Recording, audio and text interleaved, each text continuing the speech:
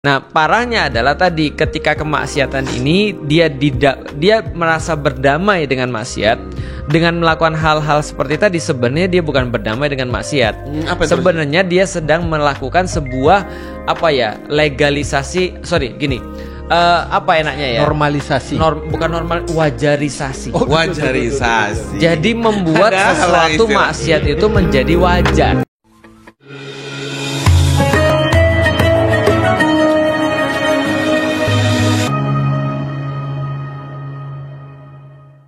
Assalamualaikum warahmatullahi wabarakatuh. Waalaikumsalam warahmatullahi wabarakatuh. Jadi maksiat itu kan seringkali jadi bahan yang perenungan kita tuh kayak kita menyesali sebagai bentuk pertaubatan kan harus menyesali maksiatan.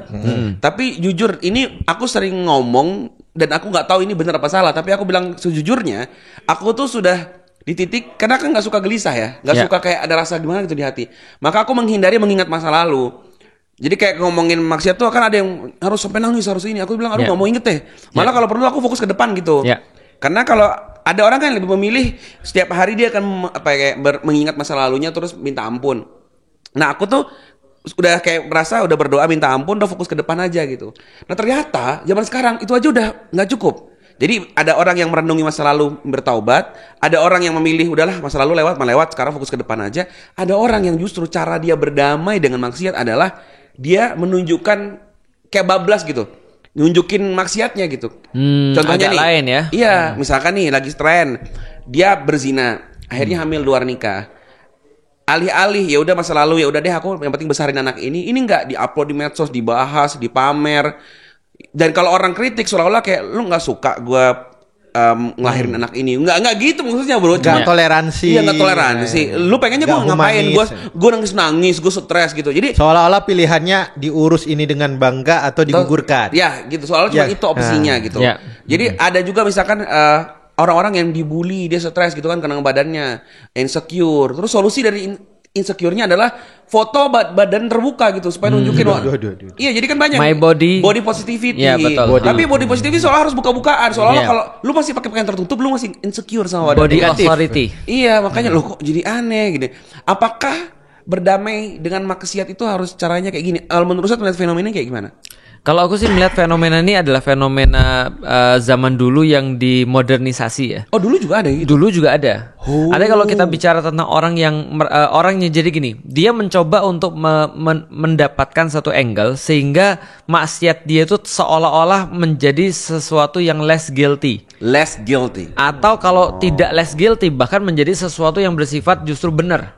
Justru adalah sesuatu yang innocent. Bahkan bukan hanya innocent tapi justru ya perkara sudah naik kepada sesuatu yang bersifat disarankan, recommended. Oh, kayak kamu memang harus ngelewatin ini dulu gitu. Betul. Makanya Allah samakan di dalam Al-Qur'an bahwasanya syaitan itu bertindak sebagai tadi yang membuat jadi less guilty, innocent atau bahkan recommended. Misalnya dengan kata Allah berfirman di dalam Al-Qur'an, "Fazayyana lahumus syaitanu a'malahum." Syaitan itu bertugas untuk menghiasi amal-amal buruk dia. Sehingga amal-amal buruk dia ini terkesan less guilty. Contoh misalnya ya. Kadang-kadang ya kita nggak usah bicara tentang maksiat dulu ya. Apapun bisa kita pandang daripada hal yang berbeda. Contoh misalnya kalau ada orang-orang yang overweight, orang-orang overweight itu biasanya akan berdalil dengan cara nggak apa-apa yang penting sehat. Iya, padahal itu udah pasti nggak sehat. Padahal overweight itu tidak sehat. Itu kan cara tubuh menunjukkan kan? Iya, betul. Jadi kayak gitu. Contohnya misalnya kalau ada orang yang misalnya kita makan yuk, padahal dia udah makan, dia udah kenyang, dia udah tahu ini makanan nggak sehat misalnya bagi dia bilang nggak apa-apa lah nggak tiap hari. Kalau nggak dia akan bilang nggak apa-apa lah nanti olahraga, nggak apa-apa lah nanti malam kita skip makan. Padahal tidak begitu kejadiannya. Nah maka fazayyana lahumus syaitanu a'malahum adalah melakukan syaitan itu melakukan sesuatu sehingga kita merasa less guilty dengan dosa kita atau bahkan merekomendasikan kok kamu ini sih berzina sih, anak ustadz aja berzina. Padahal problem masalahnya bukan di anak ustadz. Tapi problemnya ada di zinanya. Loh kok kamu melakukan kok kamu nyuri sih? Ya kan aku nyuri, tapi aku kan juga membagi-bagikan hasil curianku. Aku pernah lihat juga kayak gini, Nat. Soal aku umpamain gini. kamu kok nyolong sih? Come on, nyolong. Koruptor apa kabar? Jadi kayak ngebandingin sama yang lebih besar lagi. Iya. Atau ada orang yang mengatakan bahwa loh kok kamu kok ini sih tidak puas dengan ketentuan Allah pada kamu. Iya, tapi kan aku kan sudah pergi haji. Aku kan membiayai anak yatim. Kamu kenapa gak sholat? Kemon, Fir'aun ngapain aja gitu. Iya, betul. Jauh ya. Fir'aun enggak ada syariat sholat cuma. Jadi artinya fazayyana lahumus syaitanu a'malahum, artinya syaiton itu senantiasa menghiasi amal-amal buruk sehingga amal-amal buruk itu terlihat seperti amal-amal baik, atau minimal dia tidak terlihat seburuk yang dibayangkan. Kok kamu berzina sih? Emang ya memang aku berzina. Setidaknya aku jujur. Setidaknya aku jujur ngakuin. Iya, daripada yang berzina terus. Lah memang kenapa kalau aku nonton porno? Betul, kayak gitu. Emang kenapa kalau aku nonton porno? Ya lama-lama. Jangan terpilih dong saya nanti. emang ada orang nggak suka porno di dunia ini? Iya. Loh. Kita lagi membahas apa nih gitu maksudnya. Nah, jadi contoh misalnya dia bersalah dihukum. Emang ada di dunia ini yang nggak ada yang bersalah. Kalau ada yang nggak punya dosa, kalian boleh menghukum saya. Oke, itu mungkin adalah dalil agama dalam hal seperti itu. Tapi tolong fokus pada problematikanya apa. Problematikanya kita lagi menghadapi satu hal yang kalau kita biarkan semua orang bisa berbicara apapun. Makanya terkenal sekali dalam satu pepatah bahasa Arab, kalau lah tidak ada batasan-batasan soal dari mana satu ilmu itu bisa diambil atau satu kebenaran itu bisa diambil, maka siapapun bisa berkata apapun.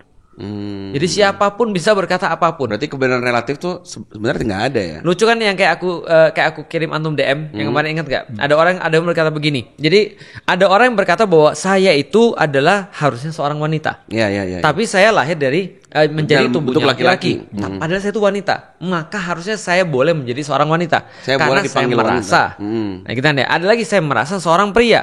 Padahal saya laki-laki. Saya lahir sebagai seorang perempuan. Maka saya bisa jadi seorang pria. Ternyata keyakinan itu nggak berhenti sampai di sini. Ada orang yang merasa dia harusnya cuma punya dua jari. Iya, benar. Sekarang dia punya 5 jari, berarti 3-nya dipotong. Iya. Serius. Loh, ini dipotong. Ada bro, sudah banyak sekali. Jadi dia ngerasa kayak tanganku harusnya cuma 1. Lah, kok 5 gitu? Kok 5? Dan dia ada yang merasa bahwa saya harusnya buta. Saya tuh terlahir sebagai orang buta. Terus dibutain matanya. Serius, ada yang potong kaki sampai lutut. Karena dia merasa harusnya dia nggak punya kaki. Jadi dia bilang, loh kok saya punya ini bukan fitrah saya. Fitrah saya tuh harusnya nggak punya kaki dari lutut ke bawah. Perasaan briefingnya gak cerita begini. Oh jadi serem. Jadi seru ya. Aku mau tambahkan soal teori ya. Kira mau nambah kasus lagi. Ada namanya disorientasi. Disorientasi ini kan sebenarnya soal orang yang bingung lokasinya di mana, karena dia nggak paham tujuannya. Lantas mereka ini termasuk disorientasi tadi. Mendefinisikan tujuan sendiri sehingga lokasinya itu dia patok sendiri di mana. Iya, kayak motong itu disorientasi. Iya, gitu ya. itu disorientasi. Aku ini sebenarnya jerapah loh. Iya. ada yang berpikir bahwa dia itu adalah anjing. Maka kemudian maka akhirnya tidak. Teman-teman coba cari di YouTube, banyak sekali ada orang yang merasa bahwa dia itu adalah anjing, dia disorientasi tadi. Nah, maka pertanyaannya, kalau apakah semua orang dibiarkan menurut keyakinannya sendiri atau perasaan sendiri? Nah, itu disorientasi tadi. Jadi ada disorientasi lokasi. Itu sebenarnya konsepnya kan di situ. Tapi kemudian melebar nih konsep ini jadi disorientasi nilai. Karena dia tidak punya standar nilai. Disorientasi moral. Karena kemudian dia nggak punya standar moral. Jadi kalau ada istilah ada dekadensi moral nih. Nah, ini next stepnya adalah ada dekadensi standar moral. Dekadensi itu apa? Dekadensi itu penurunan. Pergeseran, kemerosotan. Kalau dekadensi moral, orang menyepakati kebenaran. Betul. Kita sepakat nih bahwa perasaan itu penting. Perasaan itu penting. Berarti kamu harus jaga perasaan dia. Nah, loh kamu nggak jaga perasaan saya. Nah, itu sudah terjadi pergeseran antara bahwa konsep itu sudah terdefinisi, kemudian bergeser jadi mendefinisikan konsep. Berarti semua lini ya kayak termasuk hormati orang yang tidak puasa. Iya. Persis jadi sama. dekadensi standar moral. Akhirnya standar itu bisa dipakai dimanapun dengan cara apapun. Misalnya ada yang kita sepakat nih ya. Ketika mobil itu berhenti di area yang S-nya itu ada tanda dilarang stop, itu kan nggak bisa dipahami bahwa itu sebuah hal yang benar. Tapi ada tiba-tiba begitu orang mandek di situ, dia pindahin tanda stopnya.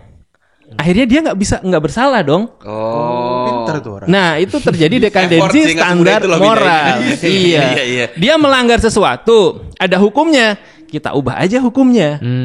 Itu gitu. Maksudnya adalah Jadi artinya itu sesederhana bahwasanya tadi fazayyana lahumus syaitanu a'malahum.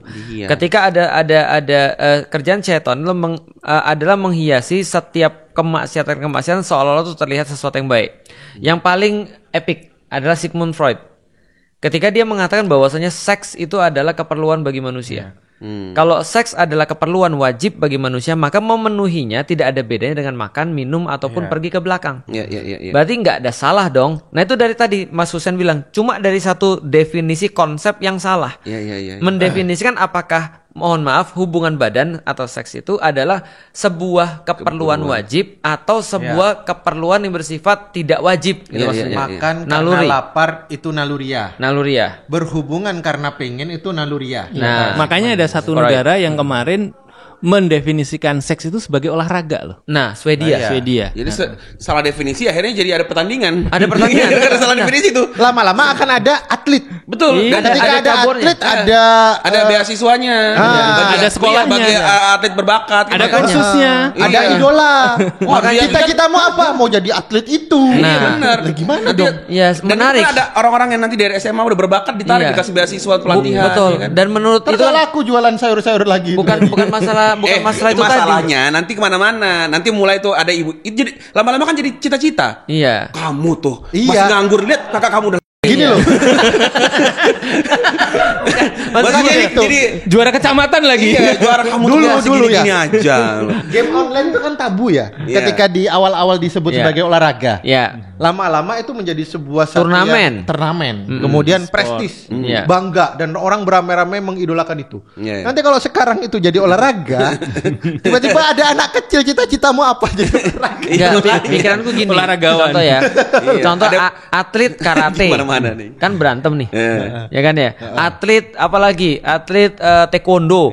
Kan berantem nih. Atlet basket kan pasti ada lawannya nih, memasukkan bola ke dalam ring.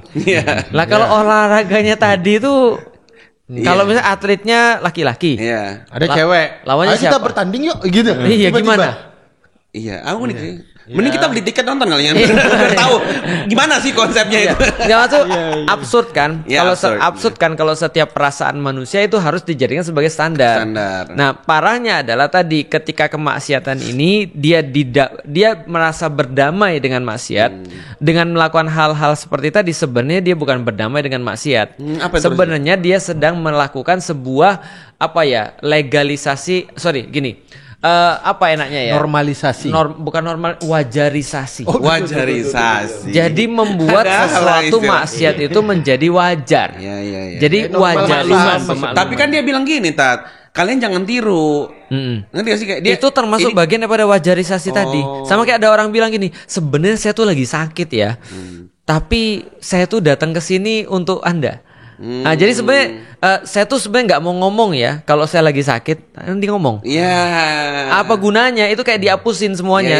Jadi tolong saya jangan ditiru ya. Kalau sudah tahu jangan ditiru, jangan lu umumin. Karena lu umumin orang pasti niru. Karena kan kalau lu ada punya malu nggak mungkin lu ngomongin gitu. Benar, itu maksudku. Jadi sama kayak orang bilang, aku sebenarnya nggak mau ngomong kalau aku lagi sakit. Berarti dia mau ngomong, gitu kan ya. Kayak Mas Husain, kebetulan saya tuh, berarti nggak kebetulan. Jadi ke dia gitu. Kemarin misalkan kalau kita relate ke bahasan sebelumnya yang soal perselingkuhan, itu kan juga ada kejadian di mana dia ngomong bahwa dia udah nggak suka sebenarnya sejak lama. Terus kan komentar orang, kalau nggak suka harusnya lu ceraiin, nggak usah main belakang. Dan akhirnya rame-rame orang pada cerai. Terus komentarnya apa? Nah gini dong, kalau nggak suka ceraiin lah. Jadi seolah-olah kok jadi gitu? Jadi kok jadi begini sih? Ini gimana sih? Kalau gitu, kenapa ini jadi? Ya, pakar. Kayak seolah-olah gini kan ada orang ngegugurin. Terus komentar orang kan, kalau nggak suka jangan digugurin. Ya apa kayak gitu. Nah ini terus bener-bener dilakuin jadinya gitu. Ya, jadi dulu sekali di masa primitif kalau kita lihat itu ada satu konsep namanya anomi. Anomi itu masyarakat tanpa norma.